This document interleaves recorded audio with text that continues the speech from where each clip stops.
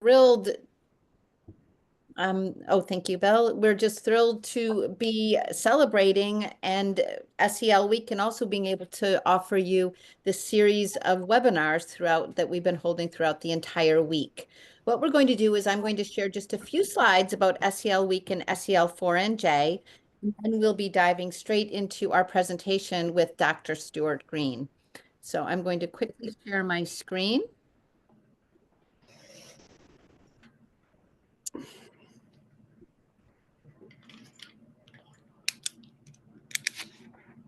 And as mentioned before, it is the last day of SEL Week 2025. This year we had SEL Day on Monday that kicked off SEL Week. So there has been an entire international global celebration of social emotional learning in schools around the world, which is fabulous. The theme this year was Skills for Success, Ready for the Future. I think we can all agree that that is absolutely true. Also, just a little bit of background, SEL Day is brought to you through a partnership of a number of organizations. About 6 years ago, a lovely colleague, an amazing guy named David Adams from the Urban Assembly had the idea. And very quickly, SEL4US, the Urban Assembly, partnered to bring SEL Day to life. And then 2 years ago, 6 Seconds came on as the international partner.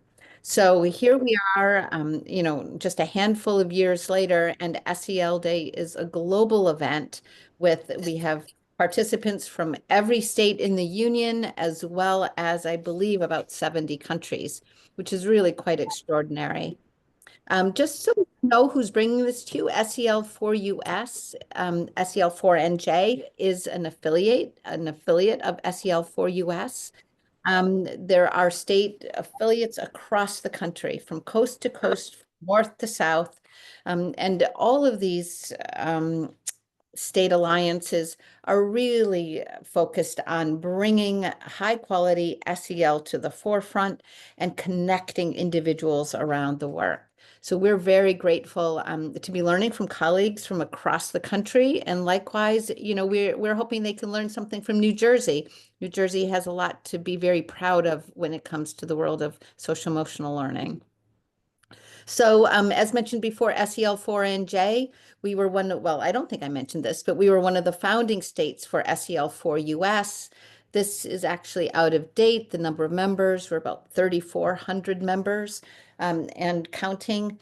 And what sets us apart from many other wonderful organizations and associations around the state is that we are very much about silo breaking. And so our alliance is composed of people working directly in schools and districts, incredibly important, of course, as well as the associations and organizations, community partners, and SEL providers, and that's very broadly defined. So bringing together this disparate voices and experience and knowledge, we feel is important.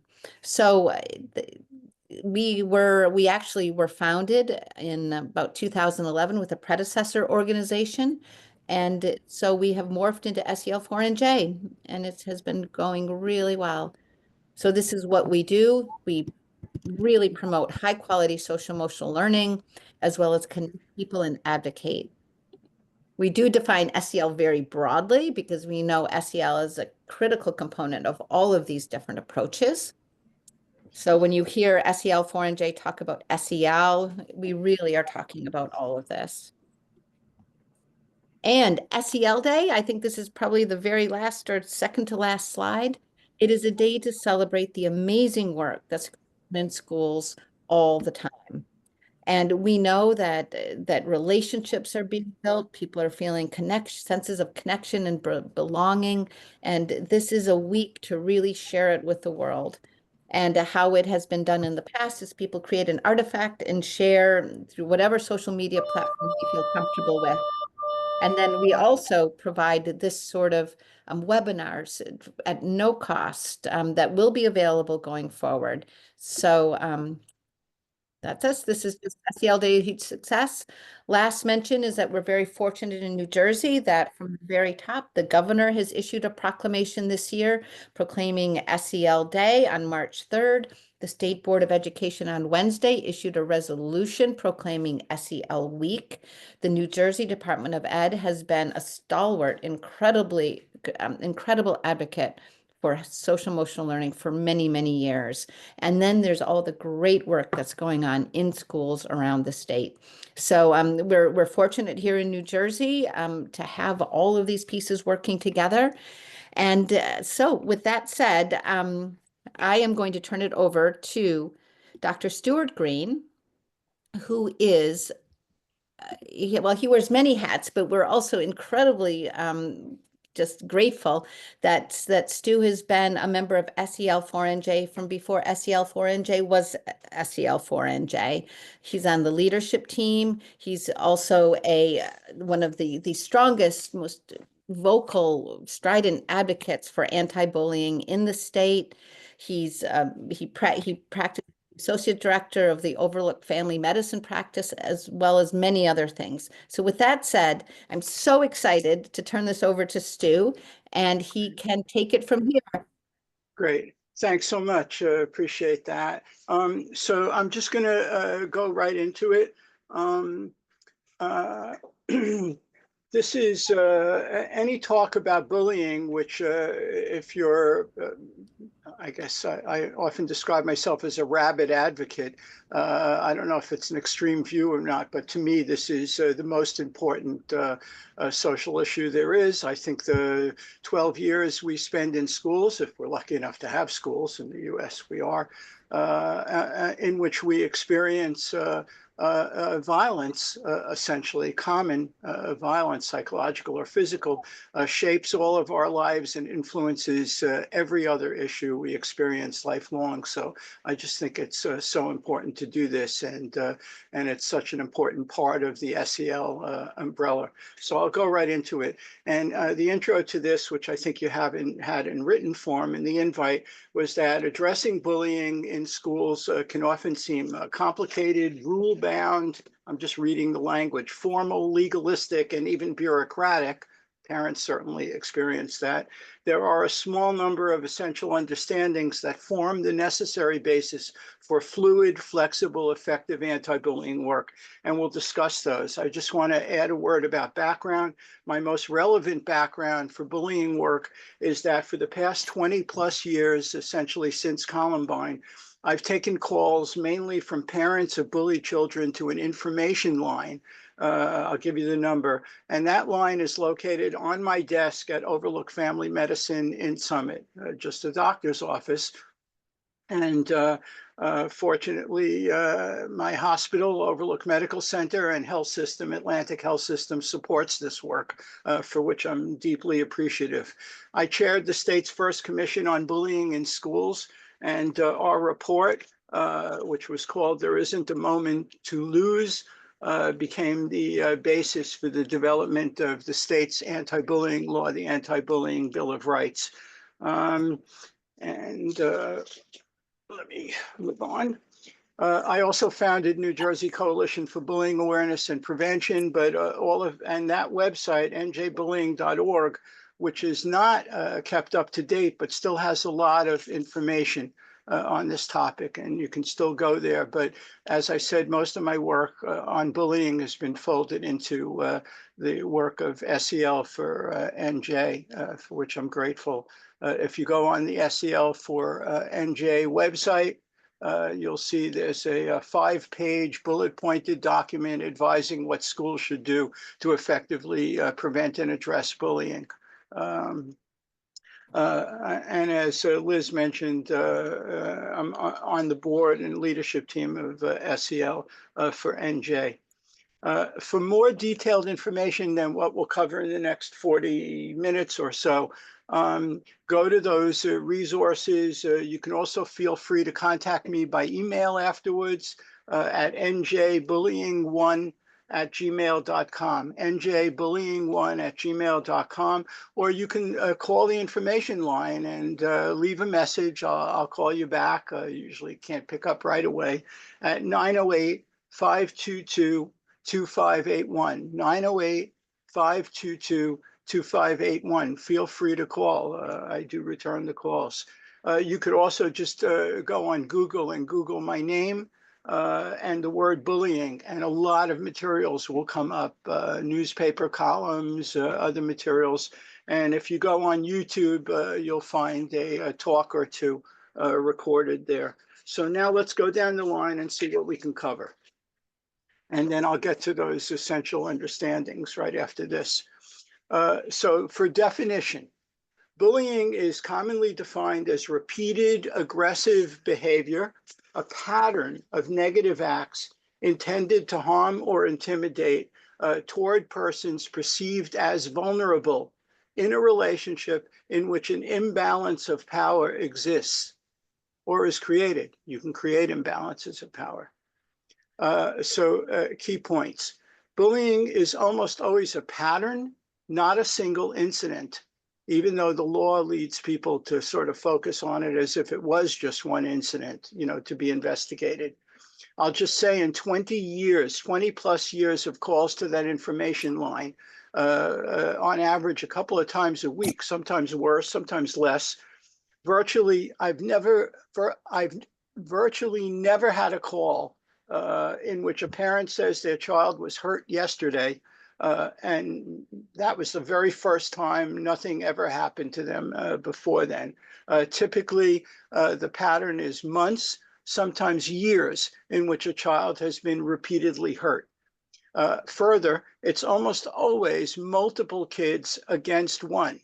There's often a leader kid doing the perpetration, but virtually always with supporters, kids who participate in the harm.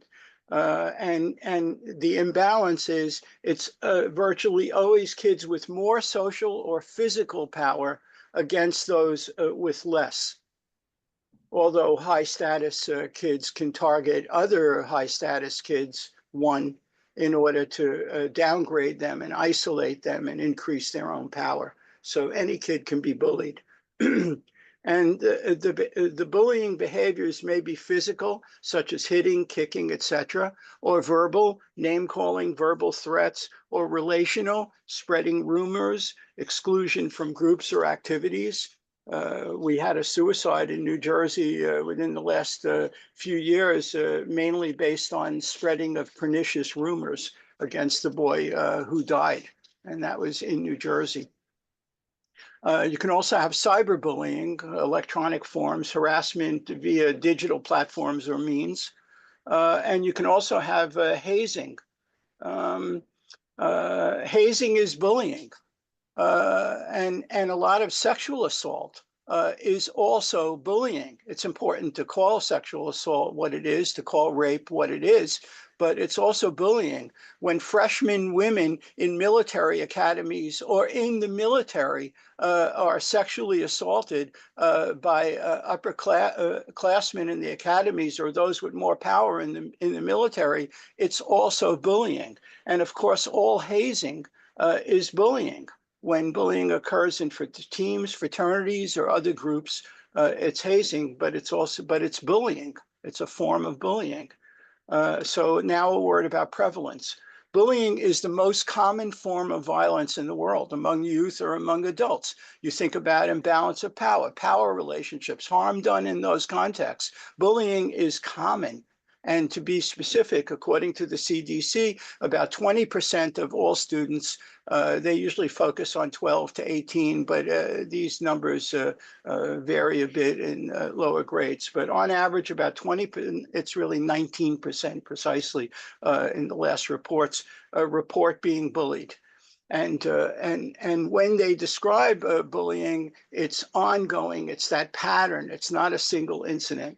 And cyberbullying, the electronic forms, according to CDC, affects about 1 in 6 high school students. So it's almost at 20%.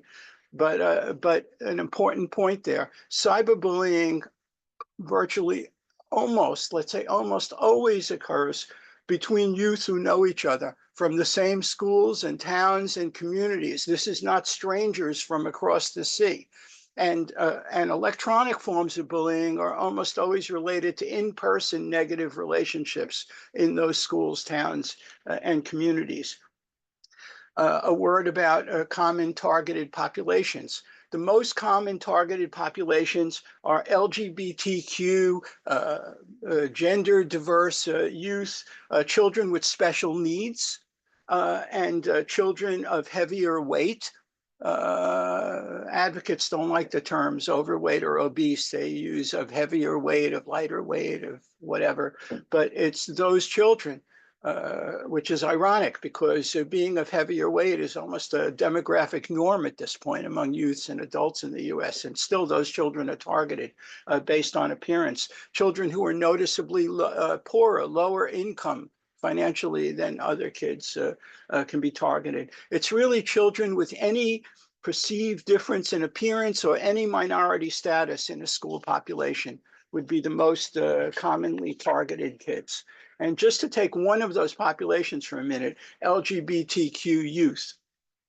According to the Trevor Project, which is the national organization that really looks hard at these issues, about 32% of LGBTQ youth in New Jersey in the course of the year have been physically threatened or harmed. About 50% have experienced social or relational harm and being discriminated against is a way to describe that. And in the kids that are targeted in that community, there are much higher rates of suicidal thoughts. And although suicidal actions are fewer, still much higher rates than compared to any cisgender populations.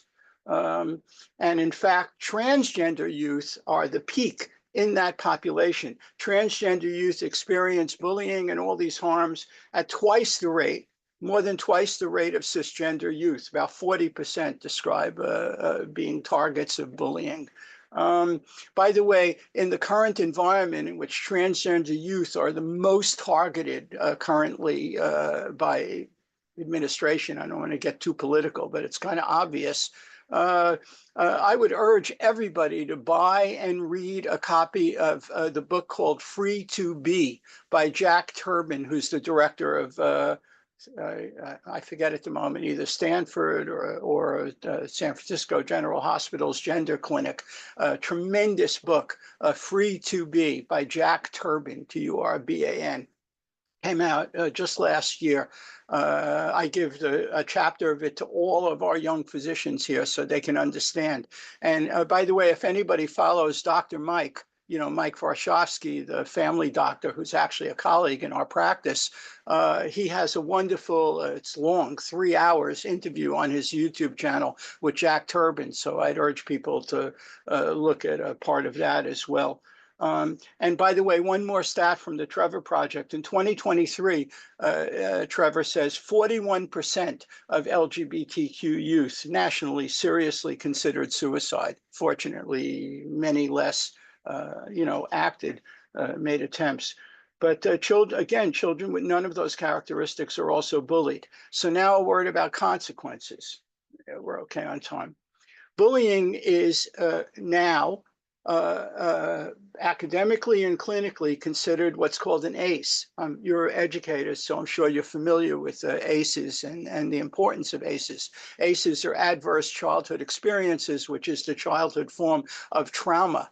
And as with all trauma, when you get multiple episodes of trauma, it heightens the harm that trauma does. And that's a whole different subject matter. We could go into at some point, but trauma is enormously influential on our lives and experiences. So just a little more on consequences. There's tons of studies now Actually, prior to Columbine, we had very little study of this topic in the United States, but we've had a cascade since then. And there's a lot of studies clearly showing long-term mental health issues related to bullying, including into adult life. Most commonly, of course, depression, anxiety, suicidal ideation, occasionally suicide, though we've certainly had our numbers of that in New Jersey. Well-known cases here and nationally. But just an overall point, which is bullying commonly, significantly shapes our adult lives. In other words, when students are bullied, they may withdraw socially, no longer see themselves as capable. An interesting side point is athletics. By the time students reach high school, especially if they've experienced bullying, but even generally, because of the lack of emphasis on the athletic abilities of everybody except the stars, most students no longer see themselves as athletics, or they've dropped out of organized sports. And this has lifelong implications for how people see themselves, with health implications as well. So now to the essential understandings, of which there are 5. I could have said 3, some are repetitive, but number 1, bullying is an institutional phenomenon. For 20 years, I and colleagues have been trying to convince authorities in the state, including at DCP&P, to characterize inadequately addressed bullying as de facto a case of institutional neglect. Because it can be addressed, it can be effectively prevented or addressed when it still occasionally occurs. And if a school doesn't do that, there's a lot of harm being done to kids. And because bullying is an institutional phenomenon. To be specific, it is not a function of bad kids, bad families, bad communities, the characters you see on movies or in comic books, Moose in the Archie comics. It's not a function of bad kids. Bullying primarily arises because of the culture and climate of schools. Schools, because schools are where the kids are, right? Like the Willie Sutton thing, robs banks because that's where the money is. Well, schools, that's where the kids are together. And that's where most bullying occurs. But also, of course, youth correctional facilities. Families are also institutions. Sibling bullying, inadequately prevented and addressed by parents, is also an issue. But for the most part, we're talking about schools. And I just want to make an example for that. For instance, weapon carrying. It was always believed for a long time, until people started studying these issues, social scientists, that if kids were carrying weapons in schools, you would find a tight correlation between the level of gang activity out in the surrounding community and the rates of crime generally in the surrounding community. And when social scientists honed in on that and started studying it and interviewing kids who were carrying weapons in schools, it was really bullying, and not most of it done by gang members, that had those students carrying weapons. They were carrying weapons because they were afraid in school. And it was not the community badness leaking into the school. It was the way the school's culture and climate was being managed in such a way as to prevent and address bullying. And that's what kids were experiencing in the school. So and just to move on. Interesting thing, for different reasons I won't go into. Sometimes it's referred to as a Montessori effect, but it has to do with the atmosphere kids experience when they walk into a school building, which is, even kids who come from families in which bullying is being modeled, what you might refer to as sort of poor family functioning or whatever, even kids who have a prior history of bullying other kids in the school they come from, when they transfer into a school with a strong, supportive, SEL-informed culture and climate in the school, those kids behave differently. You can think of kids as like chameleons. They will change colors and behaviors, and they'll change behaviors according to the environment they experience in the building they're in. That's how kids function. So that's point 1, institutional nature of the phenomenon. Point 2, school culture and climate, which we've been referring to, and I'll explain that, creates and sustains bullying. Bullying is essentially caused by the school's culture and climate. Culture is how we do things here, the rules, the norms, the expectations, the customs, the modeling by adults. And school climate, which arises from the culture, is the common term we use for how the place feels, how warm, how welcoming, how supportive, how inclusive, how responsive to student needs, or how cold, how competitive, how confrontive, how unresponsive, how authoritarian, how arbitrary in the way it functions, personality driven, whether leaders are having a good or bad day. School leaders are primarily responsible for ensuring, they really are responsible, period, not even primarily, for ensuring positive culture and climate. It is not primarily dependent on the nature of the kids or the nature of the population of the kids. Point 3, adult modeling and inaction. You could see these are, I made it into 5 points, but it's really one continuing point. Adult modeling and action or inaction when bullying occurs are very influential. And the modeling means the adult relationships with each other, how the principal acts toward the teachers, how supportive the principal is, how accessible, how warm, how much attention is being paid to teachers' needs on an emotional level. SEL for adults, you know, is how much warmth, friendliness, politeness in adult peer relations in the school. Why? Because the kids are watching. Kids are always watching how the adults in the school are behaving. Yes, they're focused on peers, they're concerned about peers, but they're watching the adults to see how the adults walk the walk.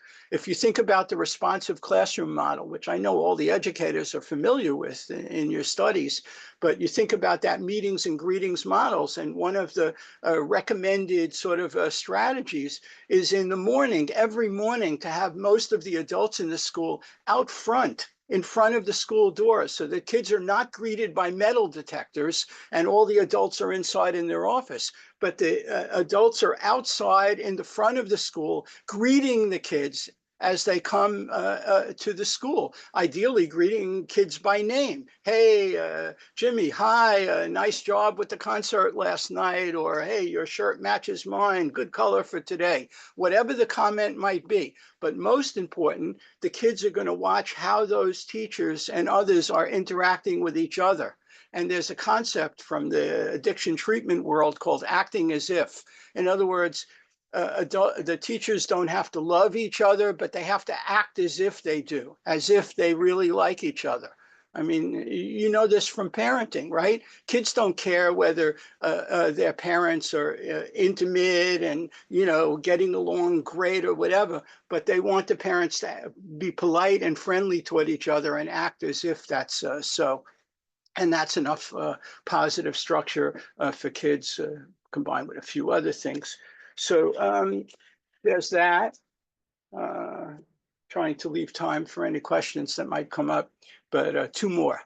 Proactive support for vulnerable youth, students. Proactive support. In other words, minority, stigmatized, isolated youth, kids not school, we call it school connectedness, or sometimes referred to as school engagement. These kids should be identified systematically. Like every year, I'm trying to remember, I have 2 kids from the schools, and there was a sign-up day where all the tables were out and you go and you sign up for the school paper or the cooking, whatever. And the day after that sign-up day occurs, there's a ready-made database. You could gather in a conference room, take that data and put up on a board the names of all those kids who did not sign up for anything and are not involved in any school activities. That's a database. Identify those kids right there. There should be an attitude of not on our watch. No kid repeatedly eats lunch alone. No kid in our school remains friendless or unsupported by peers. That's not acceptable. There should be no waiting for incidents to occur because those are the kids most commonly targeted. There should be strong actions to support vulnerable youth populations. So let me again use LGBTQ kids as an example. Every school, I think most do, but every school should have a gay-straight alliance or similar. Every school should have identified mentorship among the staff. I mean, ideally, teachers that are out and that kids know it. But even so, there should be identified mentorship for LGBTQ kids supported by the principal. Part of what that means is that that adult or those adults who work with the GSA should be attending the community events, and the school itself should be participating in the GLISTEN activities, Day of Silence, No Name Calling Week, attending High Top's Transgender Support Conference in Princeton, doing things that clearly message to LGBTQ youth that the school has their back, has strong support of this population, all the LGBTQ gender diverse populations. And the same thing is true with any minority status. I was involved in once in a situation in which there were only 5 Muslim kids in an entire school. And yet there was nothing being done in that school to help educate the rest of the school population on about Islam or about what those et cetera. So you had kids saying, "Oh, you sleep with an AK-47, you're waiting to explode the school." In that particular case, kids were repeatedly being beat up, for being Muslim. And yet the school leadership attitude in that case was, whatever. It wasn't strong action in support of those kids. So let's see.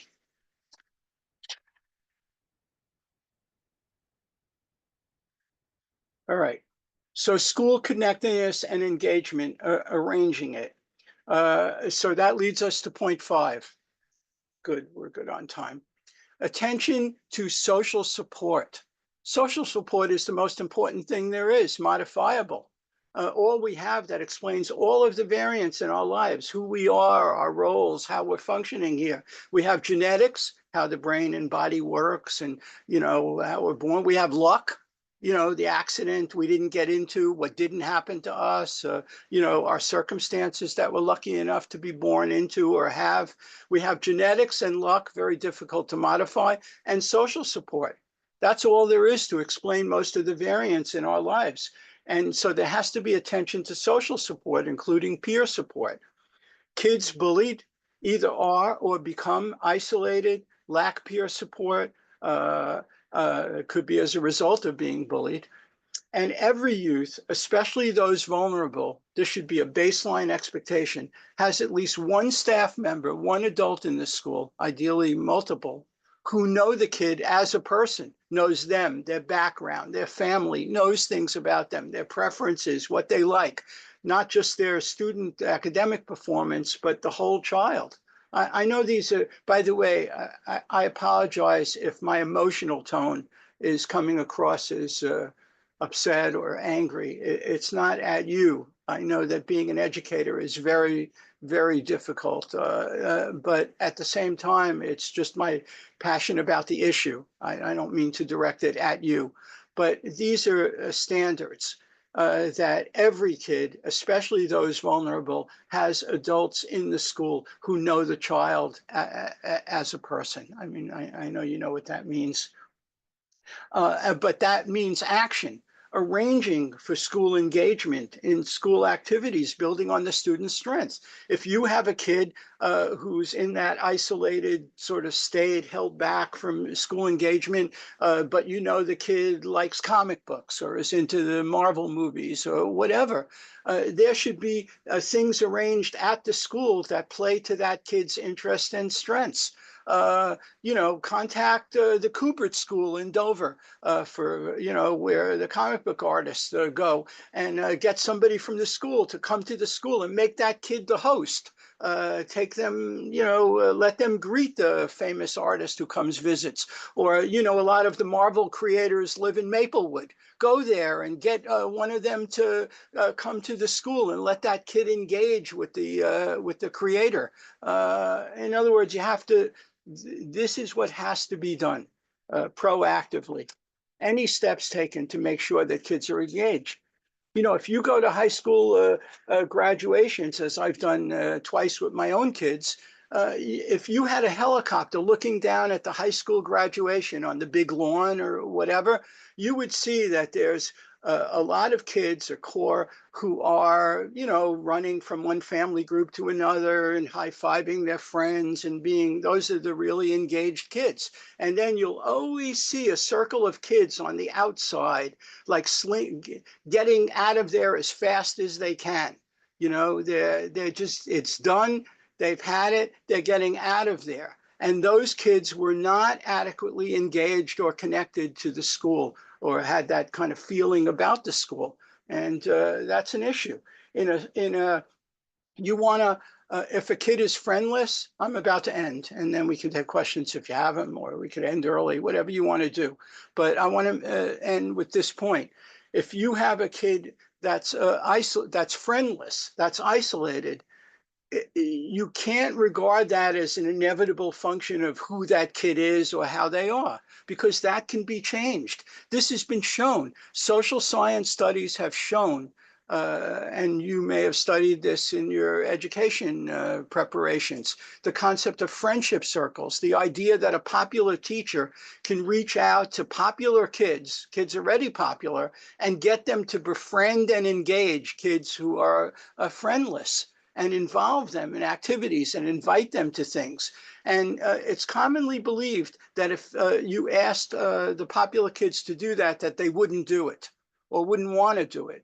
And it's also been commonly believed prior to these studies that showed the opposite, that the kid who's befriended that way would consider it artificial, and wouldn't want that, reception. And it's absolutely not so. Friendship circles work. Kids can befriend other kids. In a school with a strong culture and climate, older students support and befriend and care about younger students. Senior students welcome and care about newly arriving students, welcome them. In a famous anti-bullying school in Maine, the senior kids made a video of their own welcoming new kids to the school and talking about the positive features of the school. That's an example. What you want to do, as the Clementi Foundation teaches us, you want to have all kids become upstanders. That's what they call it. Kids who support other kids, especially those who are being targeted or being hurt.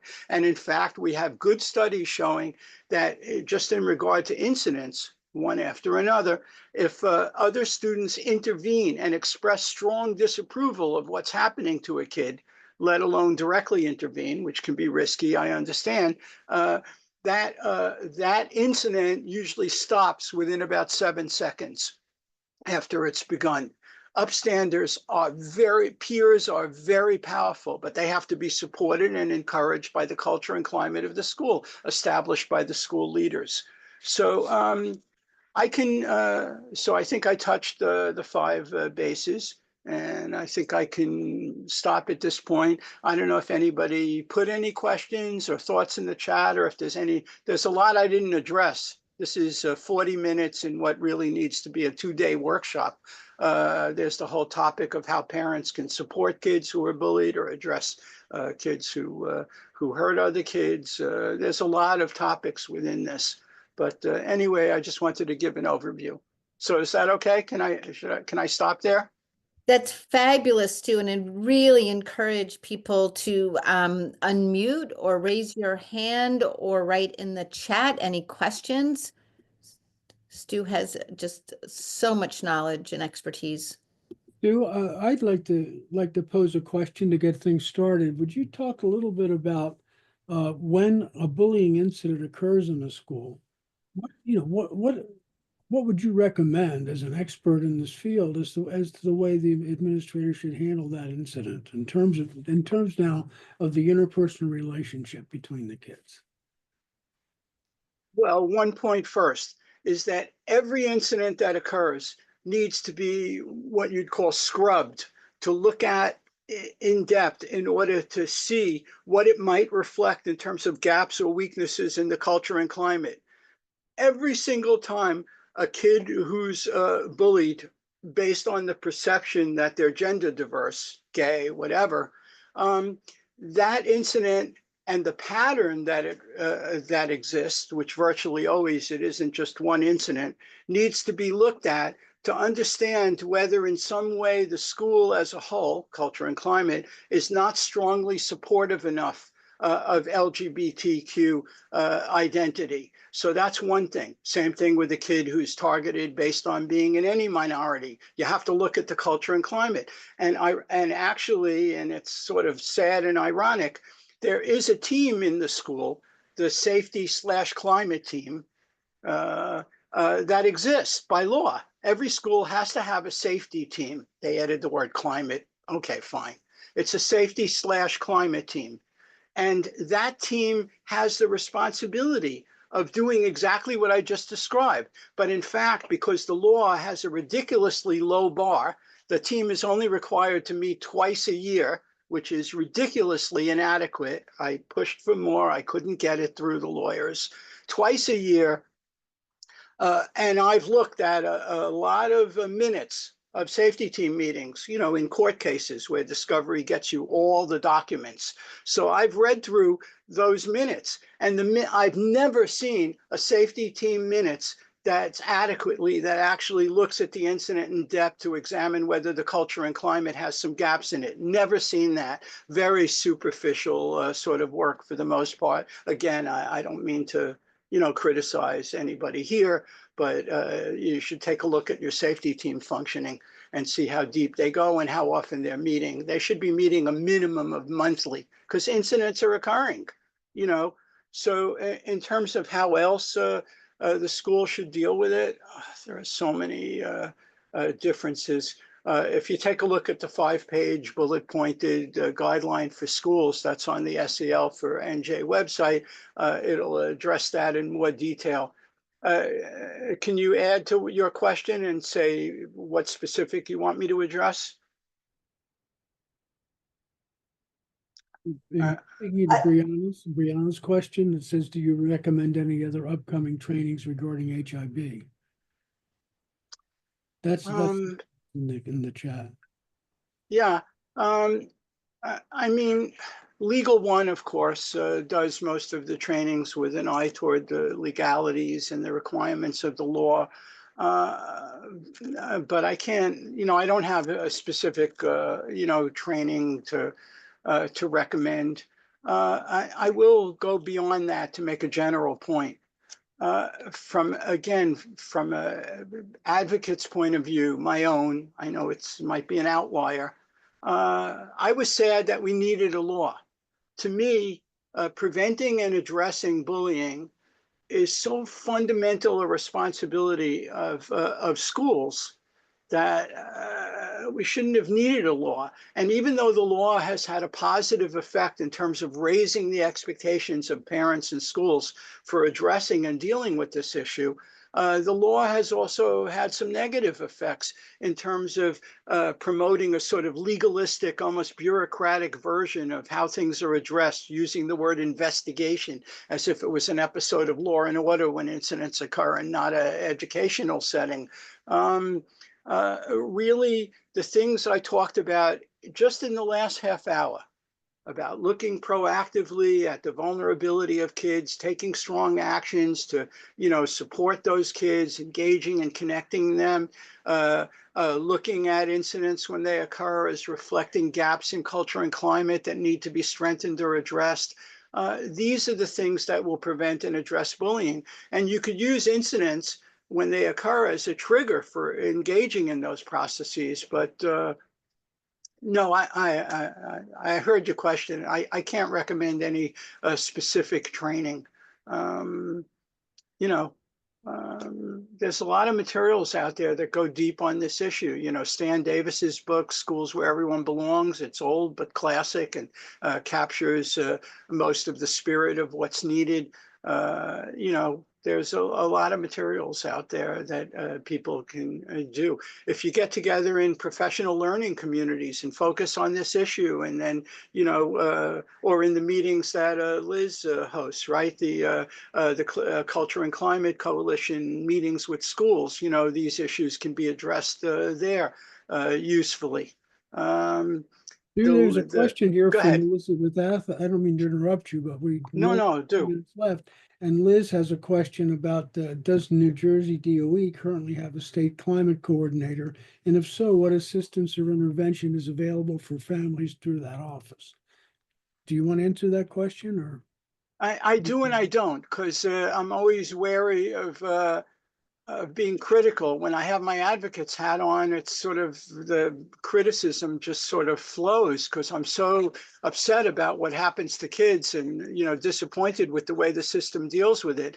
There is an official state climate coordinator who I've met and talked with, and I was part of a recent task force that did very little, actually. Not my personal failing, but not my fault. I tried to get us to do more. We didn't do it.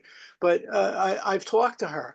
I'm not really aware. I know she takes phone calls. If you call the Department of Education and ask for the state climate coordinator, you can talk to her. She likes the fact that she listens, which of course is good. It's important.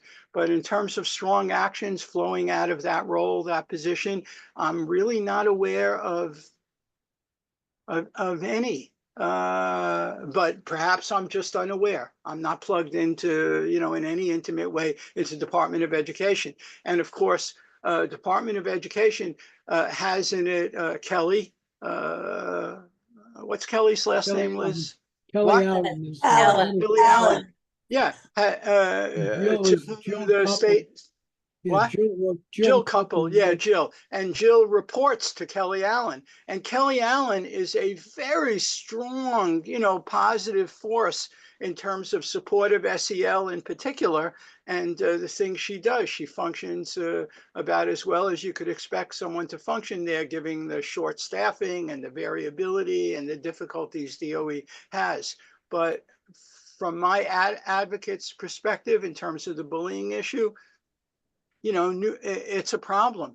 New Jersey is sometimes, the education system in New Jersey is sometimes described as feudal, feudal, where every school district has its own varying resources with, you know, different levels of funding, including from private parent organizations, you know, the Fund for Educational Excellence in a particular town. And it's never been clear to me that what the DOE wants or prescribes for schools is carried out in some vigorous universal way.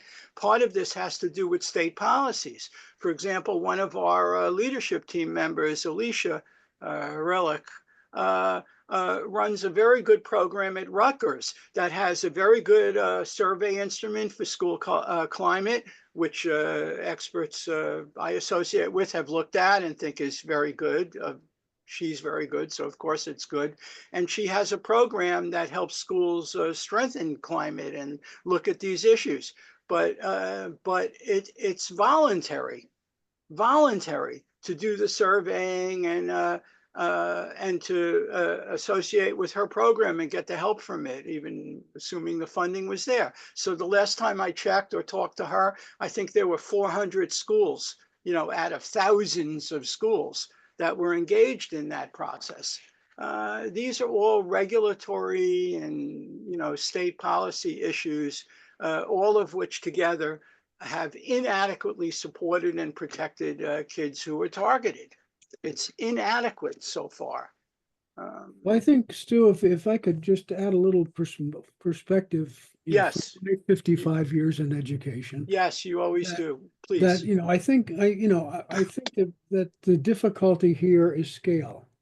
And there are schools in New Jersey the 400 that are involved in the school climate transformation project, the hundreds of schools that have done the schools of character program, the schools that are involved in the school culture and climate initiative, and the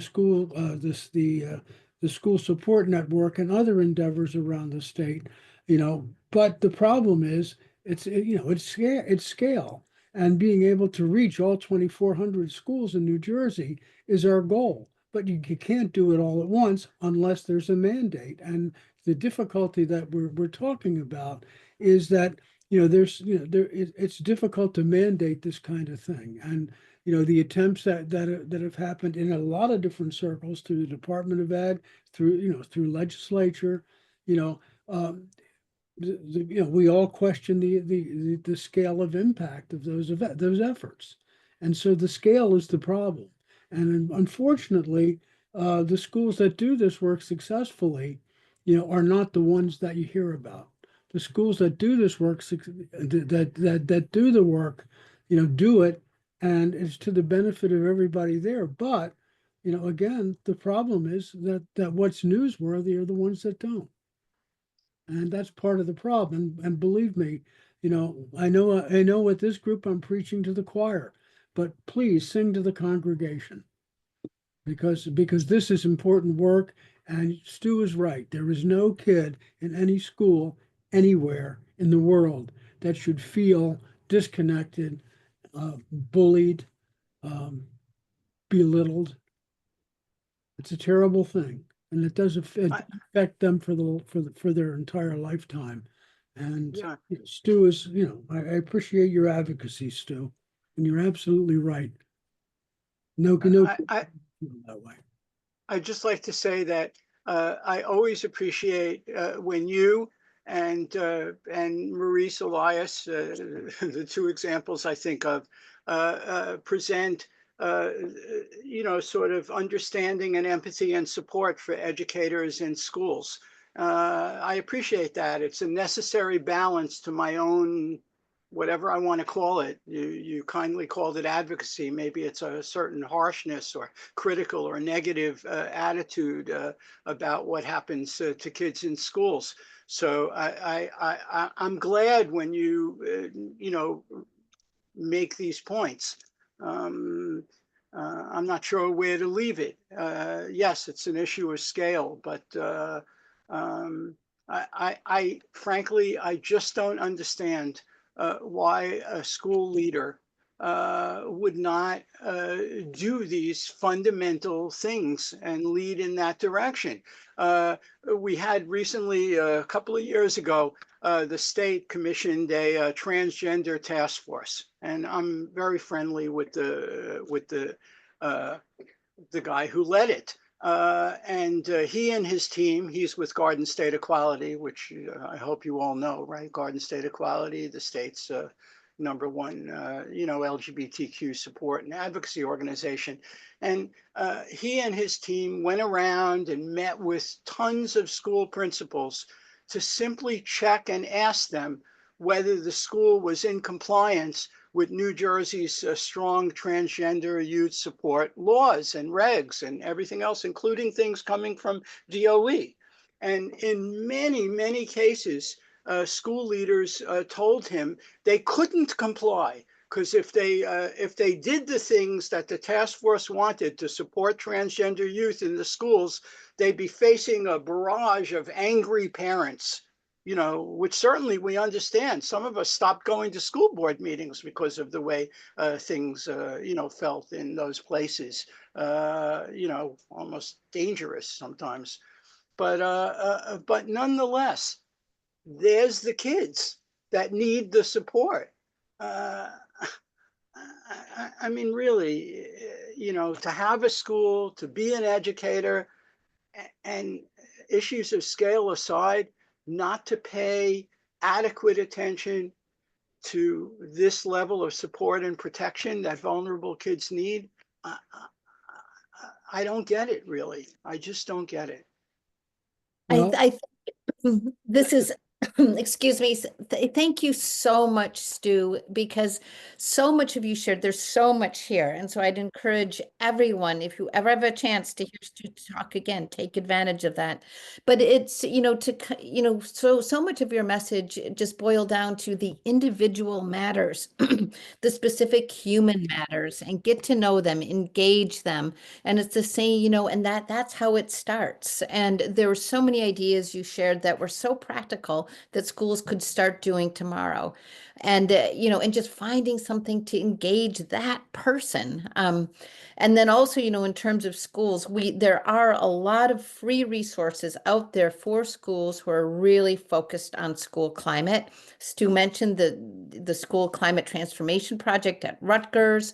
Through the School Culture and Climate Initiative, we have school support network meetings that are free. We have drop-in coffee chats.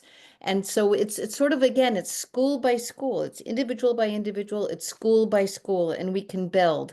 And, it's, well, I think we're going to have to wrap up. I could talk forever too on this, as can Bill and Stu and many others on the call. But Stu, just thank you so, so much Sure. for sharing your No sweat. expertise. We'd love to Mhm. have you come and do this again for sure. And as Oh, Stu mentioned, please reach out to him. Just Google Dr. Stuart Green. Tons of stuff come up with bullying. Lots of resources. We put some in the chat, and we will be recording. We have been recording this session that we will be putting on the website as well.